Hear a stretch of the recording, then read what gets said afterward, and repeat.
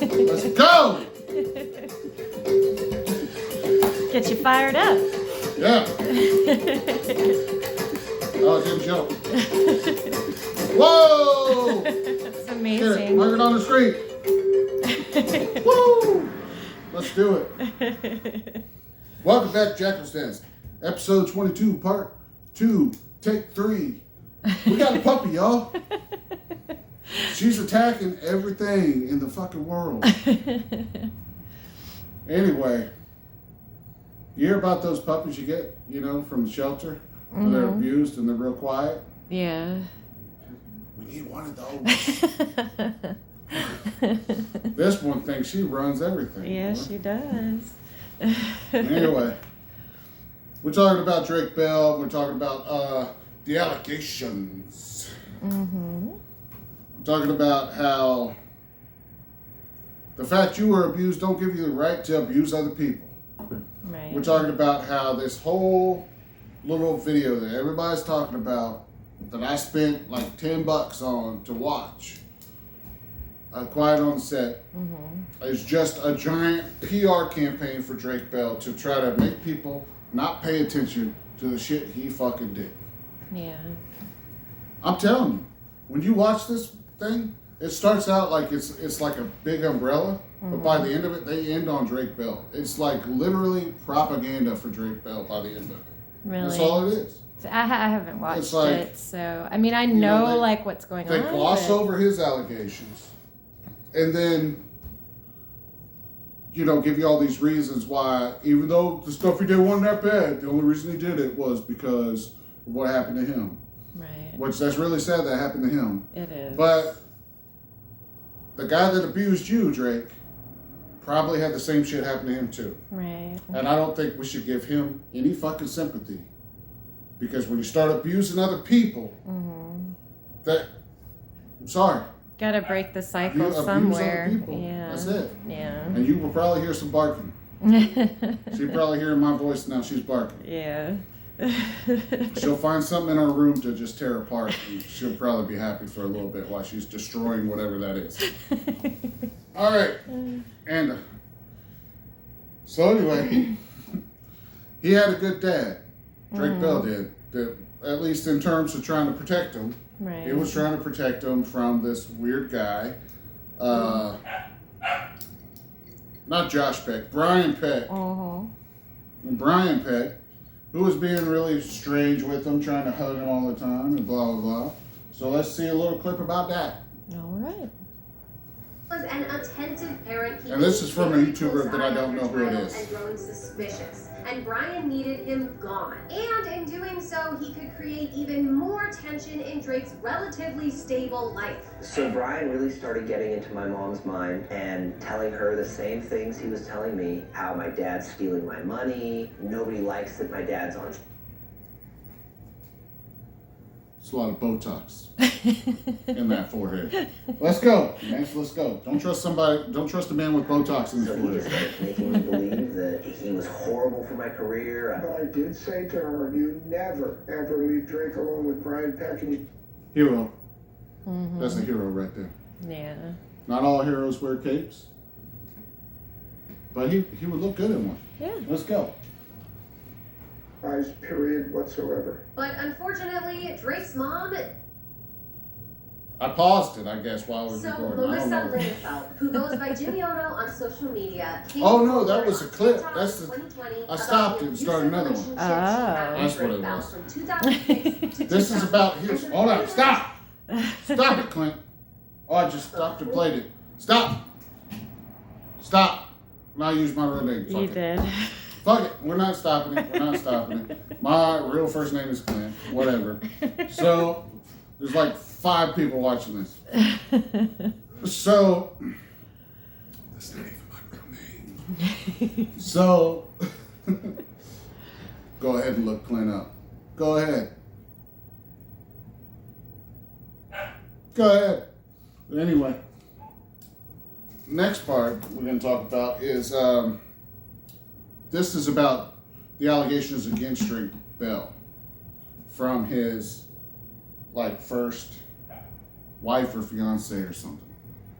Important to note that when they started dating, Melissa was only 16, a high school sophomore, and of course living with her parents. But Drake was 20. And on top of the age gap, which is illegal in California, even with parental... I want to talk about the age gap a little bit. I think amongst regular people, 20 to 16-year-old age gap is not a huge issue. Like, they could have been a freshman in high school and you were a senior. It could not be that bad, other than the fact that he's also a celebrity and rich. Mm-hmm. So I think it's a lot different than it would be if, say, your daughter was 16 and her boyfriend was 20. You know, maybe they started dating in high school and then he's 20 and she's still in high school. I think there's like a power dynamic there between Drake Bell and yeah, the I think girl, so, because of and all the kind of money makes and fame. it. Makes it. She's probably a fan of his. Yeah. You know, I think it's worse than that. She highlights that in this video, but I think some of these parameters are getting kind of tight. Like, you're going to end up with a lot of people being accused of being weirdos when they're really just kind of losers, you know? There still might be weirdos, but I don't know. I don't think the 20 to 16 is a huge deal. Let's go. Quickly, because Melissa moved in with him very soon into dating. But as we just learned, it wasn't like an immediate jump to an incident. It took time for the... But it did say they moved in quickly, too. Mm-hmm. That's another red flag. Yeah. That does change it quite a bit, too, on top of the other things we just talked about. That is pretty creepy. Yeah. Over. It wasn't until about a year when the verbal abuse started. And when I say verbal abuse, imagine the worst type of verbal abuse you could ever imagine, and that was what I got. That does sound eerie. This is the red flag. This is the red flag. When I saw this shit, before this next part even came up, I was like, that motherfucker. His abuse story in Quiet on Set. Watch what he Why said. don't you think of the worst stuff that someone could do to somebody as a sexual assault, and that'll answer your question. I'm not saying... She says, I'm not saying he put those words in. I'm saying he did. I'm saying he's been sitting on this shit for a while, and this was a dig at her. This was to be like, I'm sorry, I said some stuff you didn't want to hear. I was actually sexually abused. Right. That's what he's saying right here. Right. Your feelings are like, they're shitty because I was actually invalid. abused really badly. Yeah. And you weren't abused as badly as me. And so now I'm going to be the hero. And that was a little dig. That was a little fucking dig at his ex. Right there. Right. Pretty shitty. It is.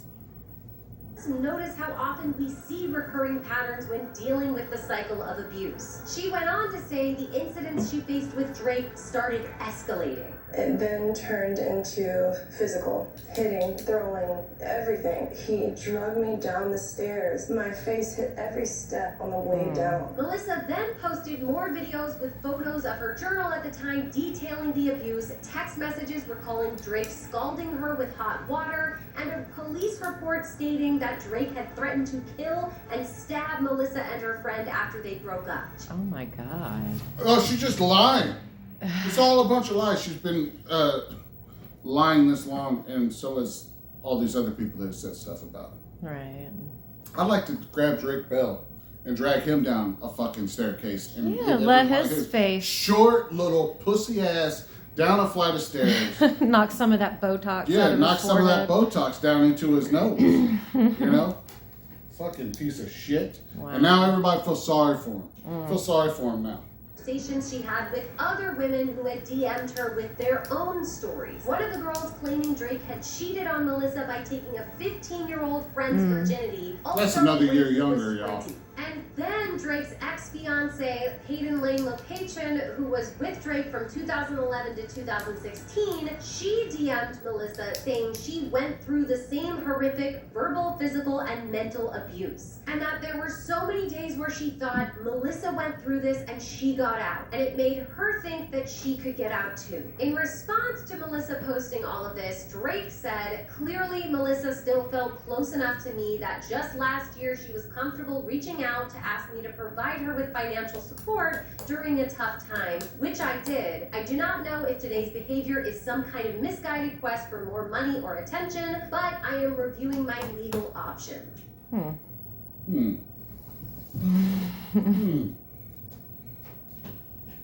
She needed money. You're the richest person she knows. Yeah. Next one.